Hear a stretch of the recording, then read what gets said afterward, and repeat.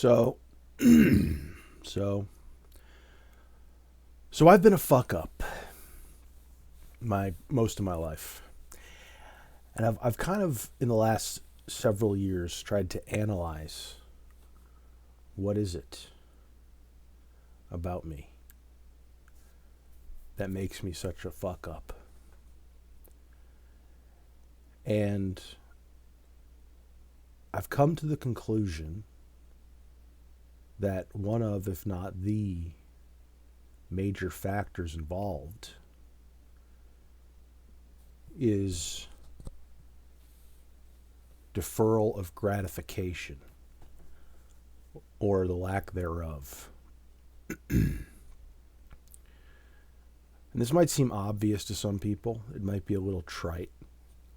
But I think even obvious things, we can benefit from hearing even obvious things said. Sometimes I think the obvious things can be the most useful things to be told because we can take them for granted and forget that they're obvious for a reason because they're true.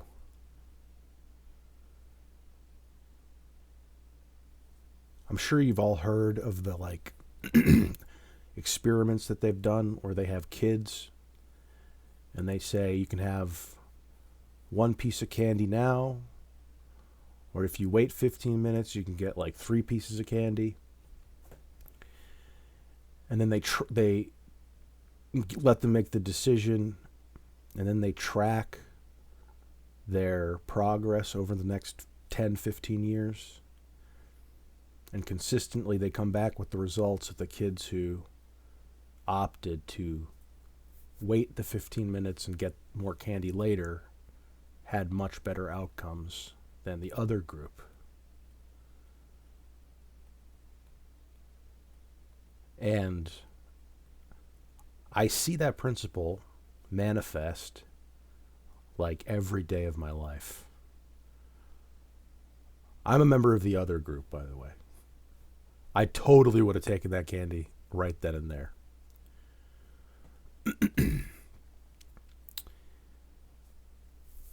I really think that if you can master the deferral of gratification, you will be set. It's not going to guarantee success, but it's a necessary but not sufficient fact or quality to have if you want to be happy and if you want to be healthy and you want to win at life. Is you have to be willing to forego pleasure in the present in order to reap a greater pleasure in the future.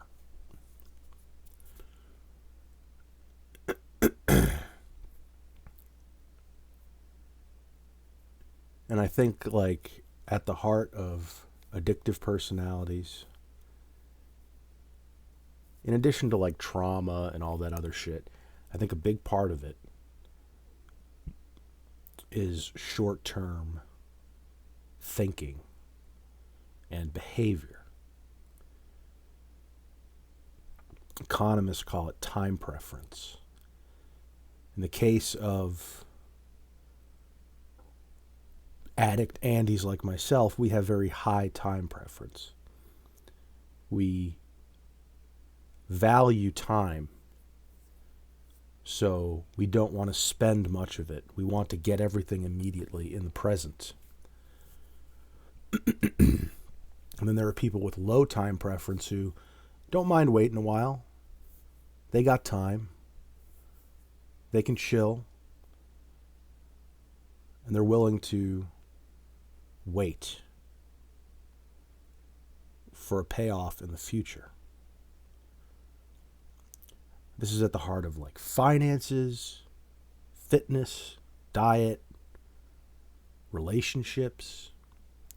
If you have a relationship and you just want a quick lay, a passion-filled, pleasure-filled romp, it's probably not going to end well. But if you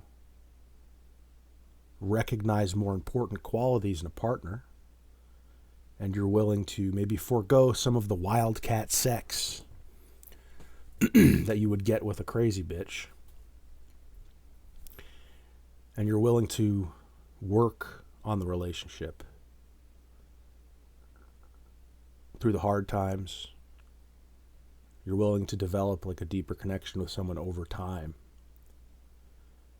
that relationship in the end is going to be much stronger and more real than a teenage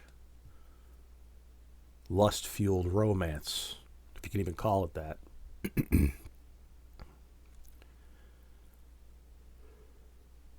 And obviously it applies to finances. It's the basic principle of investment. You forego consumption in the present so that the material wealth that you have can be deployed in the world to produce more, and then you get a return on the investment.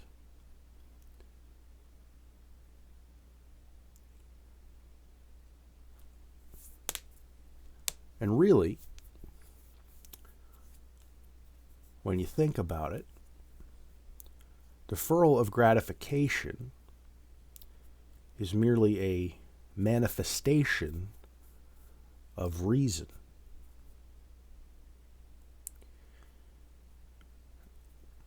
And what reason is the use of your abstract mind to observe and integrate the world into principles that apply across space and time, and that give you the ability to think in terms of long time.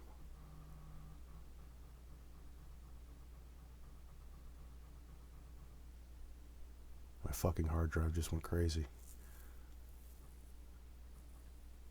And reason stands in kind of opposition to emotion, or at least in contrast to maybe impulse is a better word. Where impulsivity, emotional reactions are not abstract, they're not principled, they're just immediate and impassioned. And the actions occur in split seconds in response to stimuli. And that's the way animals act, is they act on immediate, concrete stimuli. And it's what makes us human, that we are able to reason and see beyond the immediate. We're able to generalize and predict, and we can choose to either act on impulse or act on principle. And to the extent that you act on impulse, you will be miserable. And to the extent that you act on principle, you will be happy. Why do we eat the pizza? Why did I just have 4 pieces of pizza? Why did I just spend $40 on pizza? And why did I eat 4 pieces of pizza? Because I wanted it. My stomach, my body wanted it. But my mind knew I don't need pizza, right? Let's be real. I should have had some artichokes, maybe some sardines. But artichokes and sardines, even though they can taste pretty good, especially if you acquire a taste for them through repeated exposure, and if you prepare them properly, they don't taste as good as pizza. They don't hit you with that immediate high that you get from a nice piece of pizza.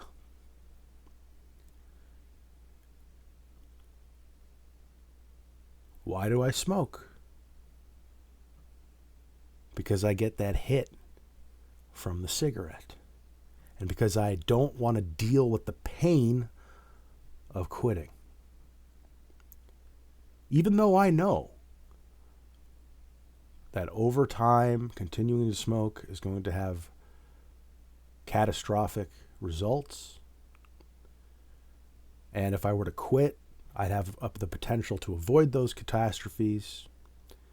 And in the future, I won't be feeling the pain of quitting anymore. That's the future. That might as well not even exist. It's so far away and abstract, it doesn't even register. All I think about and I'm concerned with is the now.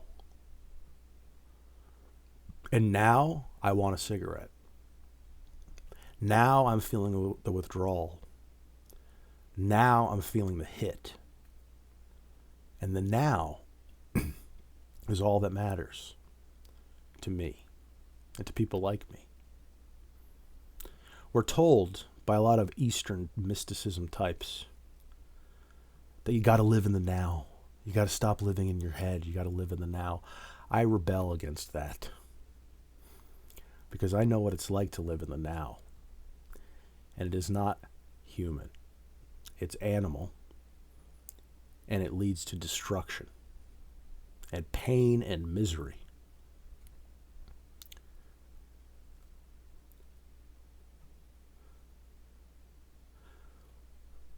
I think we should enjoy the present moment. Life is a series of moments. But we need to be aware of and act accordingly to the reality of the future. Because we exist 60, 70, 80, 100 years on this planet. And you want all those years, you want to have as many of them as possible, and you want them to be as good as possible. So if you're not thinking 30, 40 years in the future, you wake up as a 35-year-old loser.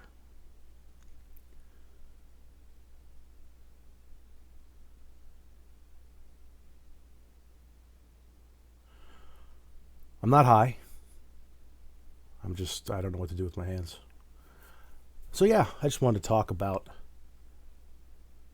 deferral of gratification, subordinating immediate pleasure for the future, for future pleasure, future gain. It still cashes out in pleasure. It's not self-sacrifice just to be a stoic statue. It's so that you will be happy and your life will feel good in the long term to the greatest possible extent. It's still based ultimately on kind of a hedonistic principle of happiness, love of life, but it exists in time. It doesn't just try to cash it all out all at once.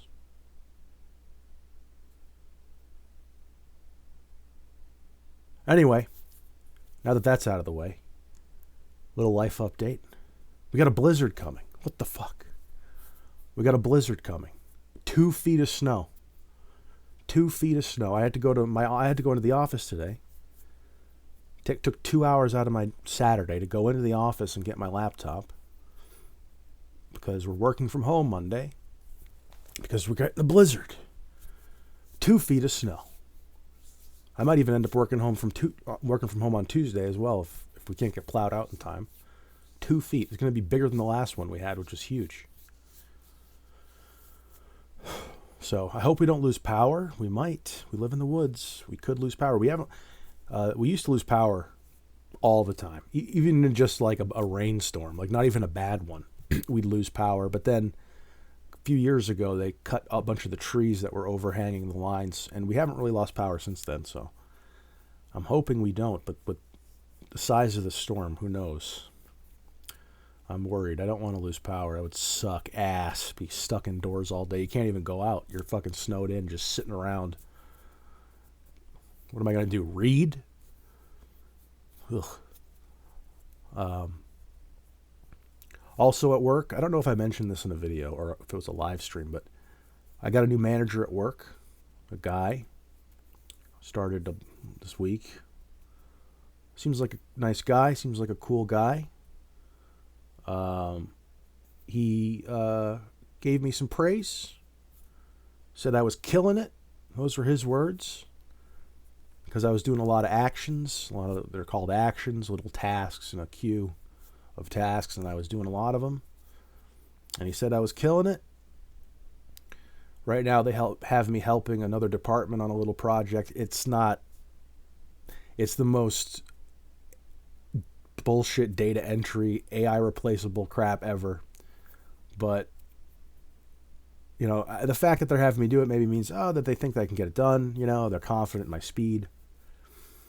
So, you know, that's pretty good. New boss seems to like me. Seems to be satisfied with my work.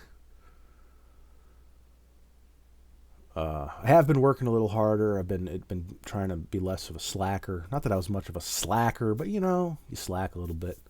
I'm trying to slack less. And it's actually nice, because like when you're slacking, you're feeling guilty about slacking. You're worried about getting in trouble, and the day drags because you're insecure about, you know, worrying about getting in trouble and all this shit. And, you know, you're dicking around on your phone or you're in the bathroom or whatever. And the time just drags because you're not filling it with productive action. So your cognitive actions are spread apart. So it just drags. But if you're working like a worker bee, action, cognitive action. So there's tons of cognitive actions.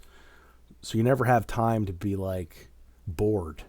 So it makes the day go by a lot faster, a lot easier. And you don't have to worry about the guilt and shame and anxiety that comes with slacking.